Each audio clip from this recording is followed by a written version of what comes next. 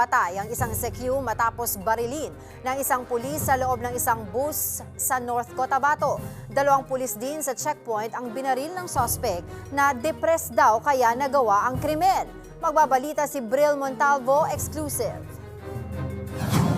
Wala nang buhay ang lalaking ito matapos barilin sa loob ng pampasaherong bus sa Makilala, North Cotabato pasado alas 2 madaling araw noong Sabado. Kinilala siyang si Reynaldo Bigno Jr., 37 anyos at isang security guard. Tama ng bala sa ulo ang agad niyang ikinasawi.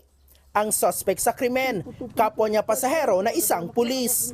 Siya si Police Corporal Alfred Sabas, 31 anyos na nadistino sa General Santos City Police Office. Galing umano ng Kidapawan City ang suspect kasama ang kanyang live-in partner para mamasyal. Pagdating sa bahagi ng Makilala, biglang pumara at sumakay ang biktima na si Q papunta sana sa Davao City para pumasok sa trabaho na mangyari ang pamamaril.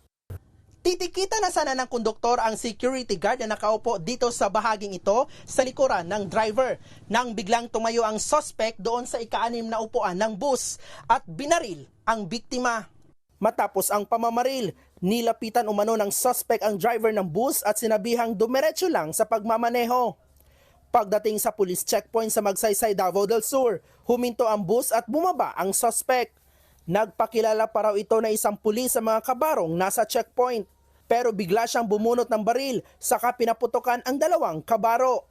Tinamaan ng tag-iisang bala sa dibdib ang 2 pulis. Kinilala ang mga biktima na sila Police Corporal Kent Pamaos at Patrolman Russell Tapia na agad dinala sa ospital.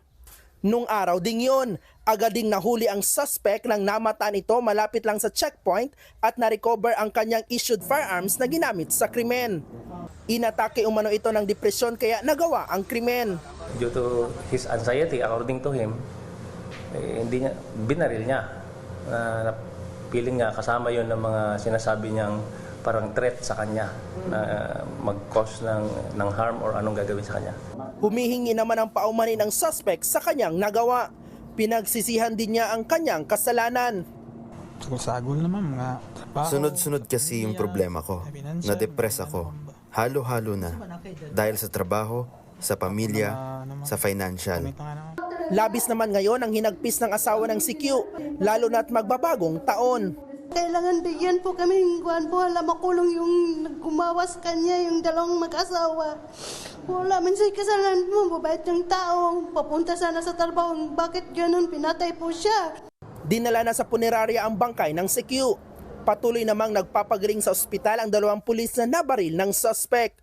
Nasa kustudiya na ng Magsaysay Police ang suspect at mahaharap ito sa reklamong administratibo, murder at 2 counts of frustrated murder.